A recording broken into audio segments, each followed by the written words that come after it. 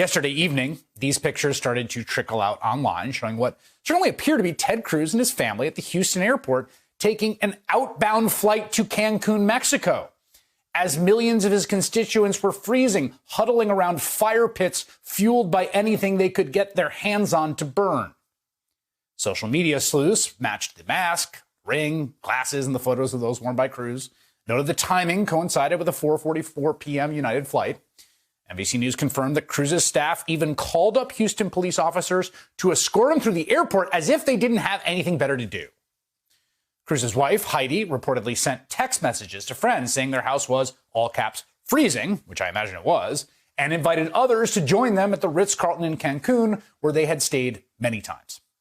Amidst the ensuing firestorm, at 6 a.m. today, Cruz booked a new return flight from Cancun to Houston, a source telling NBC that he was initially booked on a flight returning on Saturday. Late this evening, the senator gave an impromptu interview in front of some shrubs at his home and came clean about the whole thing.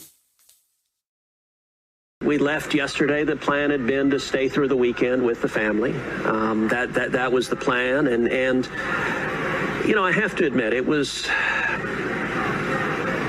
the last week's been tough on a lot of folks. Our girls, when they got the news that school was canceled this week, they said, "Look, why don't we take a trip? Let's go somewhere where it's not so cold." And Heidi and I.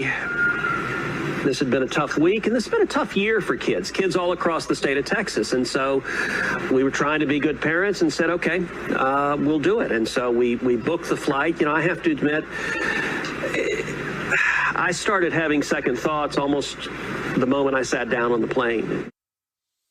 Yeah, I can imagine you had some second thoughts. He's right. It has been hard on kids this year. At some level, you can almost understand that from Ted Cruz's perspective, what exactly is the big deal? I mean, Ted Cruz sees his job as basically being a guy who records a podcast, goes on Fox News, and tweets snarky jokes. And increasingly, that's what being a conservative politician is. It's a form of performative trolling. And what is he supposed to do about a frozen pipeline anyway? I get that it's bad optics for Ted Cruz to take his family on vacation to Cancun right now. It even sounds bad. But let's be real about this for just 1 second. This is one of the stupidest aspects of our politics. Like, what exactly? It's not a real-time crisis that Ted Cruz, the senator from Texas, can do anything about. Did they expect Ted to go there with, like, a blowtorch and start defrosting all of the pipelines? Just an amazingly revealing statement from a conservative professional talker about what conservatives think governing is. Like, yeah, what's he supposed to do? Senators have constituent services. They have deep networks of powerful people. They can liaison between different levels of government. They can marshal resources. They can highlight problems to federal officials. There are a million things a senator can do in the middle of disaster. If they don't know what to do, just go door to door and check on people in a mask. But none of that appears to interest a politician like Ted Cruz, who sees himself as basically Rush Limbaugh with the Senate office. And it's not just Ted Cruz, it's bigger than him. We saw the apotheosis of this with Donald Trump's management of COVID, where he turned the pandemic into basically a daily television show, doing none of the actual work to make the crisis better. In fact, making it worse at every turn, getting people killed. But it was simply another platform for the former president.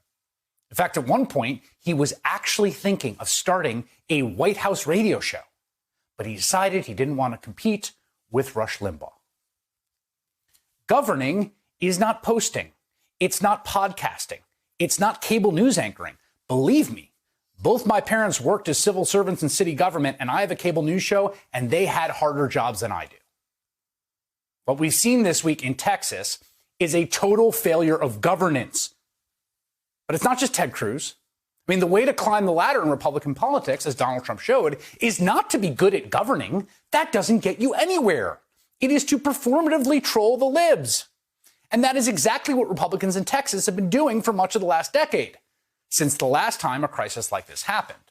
Instead of preparing for this foreseeable catastrophe, they've been doing things like regulating who can use what bathroom, attacking Planned Parenthood, considering the death penalty for women who get abortions, removing discrimination protections so social workers can turn away LGBTQ disabled clients, protecting Chick-fil-A from religious discrimination, removing voting drop boxes, trying to make Texas a Second Amendment sanctuary state, and most recently, and perhaps most importantly, fighting with sports teams over playing the national anthem.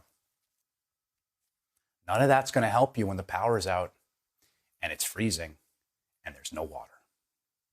Then your performative owning of the libs looks really irrelevant and really dumb.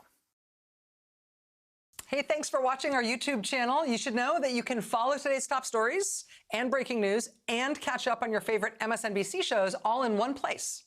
Download the NBC News app today.